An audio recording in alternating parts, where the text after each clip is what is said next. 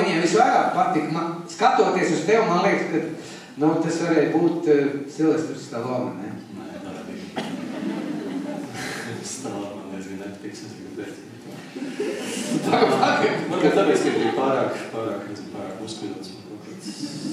Man liekas, tajā laikā tāda vienkāršāka cilvēka patika. Un viens no šiem vienkāršiem cilvēkiem bija nevairāk vai mazāk kā Čaks Norris. Es zinu, kāpēc man arī tā diezgan smieklīgi šajā brīdī par to runāt. Bet nu labi. Ja tu tā vaicā. Nu, tu gribi zināt, kā... Jā, kā tu vispār iepazinies ar tām austrumu filmām, jo nav ko slēpt. Māris man drusku tā kā stāstīja par to, ja? Bet, mēs atstājam arī vietu improvizācijai. Kā tu iepazinies, kā tu vispār uzzināji? Jūs zināt, ka vispār ar šīm filmām iepazīties bija sākumā ļoti grūti. Tie bija video klubi vai video zāles, tad vēlāk jau bija nelegālie video magnetofonu seansi, ja? Un tad pat šajā ēkā, tur tajā stūrītī, tur bija tāds Dailes Zigis, ja? Viņš video kastetes nomāja, ja? Un tur arī varēja noķert kaut ko no tām driskām, ja? Un kā tu, Māri, ķēri tās driskas no austrumu cīņu filmām? Valds brīnišķīgi improvizē. Tas, ko viņš teiks, mēs neesam nevienā brīdī sarunājuši. Tas, ko viņš saka, tas ir brīnišķīgi. Jā, tajā laikā, tātad 80. gadu beigās, bija šīs videozāles, tādi mazi ūķīši brīžiem, nesimpātiski, pat visi, protams, kā pielikuši pie šiem televizoriem, nesimpātiskajiem brīžiem ambaltajiem un ar drausmīgu šo tulkojumu, šo krievalodas tulkojumu sēdēt skatījās kā burti. Jā, bet ar Norrisu es iepazinos, ne personīgi, bet tā, kādā no kompjūteru zālēm, jo tajā laikā bija arī tas kompjūteristabas. Jā, tās spēlītes arī spēlēja, tur nav. Es īpaši daudz nespēlēju, bet kādu reizi es atrados tādā, un darba laiks beidzās. Šīs spēles tika noslēgts, bet uz vienu no ekrāniem tika uzlikta filma. Šis video magnetofons tika pieslēgts, un tur es ieraudzīju kādu jaunekli, blondu jaunekli, kurš bija neliela auguma, kurš nebija muskuļots. Jā, un viņš bija acis pret acis kādu milzīgu ķīnieti. Ar to drosmīgs spēks. Lūk, un šajā fragmentā es varēju redzēt, kā viņš ar to tiek galā, jo sākumā šķita, ka šim blondīnam ir beigas. Un tas bija satriecoši, kā viņš ar tik galā. Vienmēr sakot, mīlestība no pirmā acu skatieniem. Es biju laikam tajos gados vēl pārāk tāds kautrīgs, un es nepajautāju šiem cilvēkiem, kas šo video man pieslēdz, kas šis ir par aktieru un tā. Toties kādā skatogā, kur ir visi šī programma uz nākamām dienām un pat nākamām nedēļām, es ieraudzīju kādu filmu. Apmēram nosaukums ir tāds, tur Bruce Lee pret Japāņiem, kaut kas tāds. Un es taču noturēju, ka tas milzīgais, tas varēja būt Japāns. Es ticamā, ka nebija, bet varēja būt Japāns. Tad jau tas bija Bruce Lee.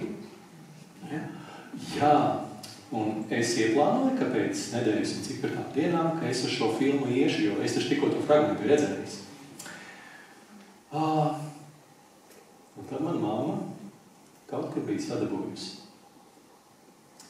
braucienu uz Jeņigradu. Tagad Sankt-Pēterburgu, kas nezinu. Toreiz Jeņigradu. Un tad man ieteica, ka tas būs brīnišķīgs brauciens, tur ar ekskursijām uz visām izstāžām un tam līdzīgi. Es teicu, kādas izstāžās? Nē, nekādu braucienu. Māma lielām acīm skatījās, es viņai teicu, nē, man jāiet uz filmu. Es saku, uz kādu filmu? Es saku, Bruce Lee pret Japāņiem. Es jūtu viņai līdz katrā ziņā. Viņa teica, bet tu saproti, par ko mēs runājam, ka mēs par braucienu runājam. Es saku, nē, es nekādu cenos kādu Jeņigradu un tā. Tad mamma man centās pienāt, viņa teica, ka tu varēsi tajā Jeņigradā iet uz daudzām filmām. Es patiešām aizbraucu mammai līdzi, un mēs patiešām gājām uz filmu. Tur nebija nekas par Bruce Lee, bet mēs aizgājām uz šausmu filmu, piemēram. Kā mammai patika? Mamma tiešām arī gāja mani, tas viņai bija briesmīgs piedzīvojums. Vienmēr sakot, Ieņģerts brauciens notika, bet es atgriežoties atpakaļ. Es steigšus gāju uz pakaļ šim zināmam videozālēm un meklēju šo programmu, kuras var redzēt Bruce Lee. Un es ieraudzīju filma Drakona ceļš. Bruce Lee vēl nav labāk. Jā, es uz turienēju. Pēc dažām dienām filma notika. Es tās dienas nevarēju viens sagaidīt. Laiks gāja ļoti lēni, bet beidzot aizgāju. Es sēžu un skatos un gaidu savu blondīnu. Un gaidu, un ir 5, 10, 15 un 20 minūtes. Un es nevaru saprast, kas tas ir par ārprātu. Kāpēc es joprojām neredzu galvu aktieri? Kāpēc galvenais aktieris visu laiku manā priekšā? Lieliski. Cīnās un tā līdzīgi un Bruce Lee. Un es kļuvu ar vien neapmierinātāks, un es sapratu, ka kaut kas nav riktīgi, bet es tiešām nevarēju saprast, kas. Es tiešām gaidīju šo cilvēku. Un absolūti laimīgi sakritības rezultātā. Filma Drakona ceļš ir vienīgā filma, kur pašās beigās parādās Čaks Norris. Kā sliktais tēvs. Kā sliktais? Kā sliktais, kā cīnīgais ar Bruce Lee. Un notiek slavenais dojums Romas Kolizejā, kas ir austrumu cīņa vispār klasikā tāda. Un es viņu ieraugu, kad viņš izkāpa no lidmašīnas, lai pieveiktu šo Bruce Lee. Es gandrīz vēl palicos aiz priekšējā krēslā. Jā, beidzot, galvenais aktieris, ka filmas beigā parādīts. Un tad notika šis cīniņš, jā, un es, protams, šausmīgi pārdzīvoju, kā Norris, šīs blondīnas varēja zaudēt. Viņš bija jaunais. Un tad es, protams, pēc šīs filmas uzzināju, kas ir kas.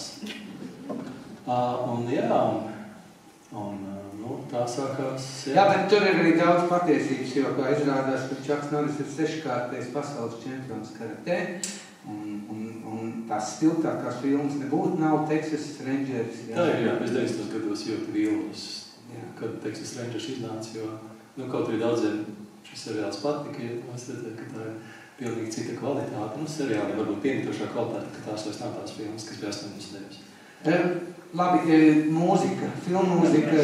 Tur skanēja arī filmu mūzika vispār tajā filmās. Jā, tas ir ļoti interesanti, ka man šāds tēmas jāspēlē uz jāmakas flīderi. Bet tā tas bija, un droši vien tas arī nebūtu tas, kas es esmu.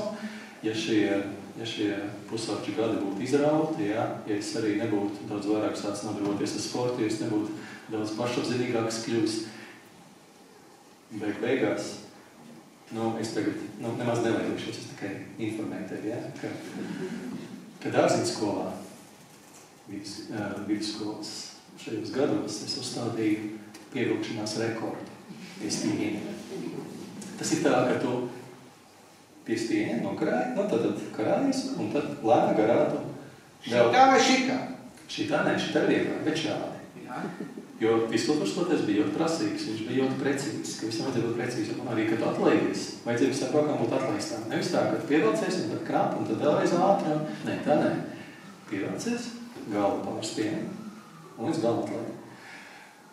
Un, es uzstādīju rekordu, kas līdz tam nekad arī uzstādīts, arī pēc tam, kad līdz šim laikam, viņš tā vairs pārspīdās.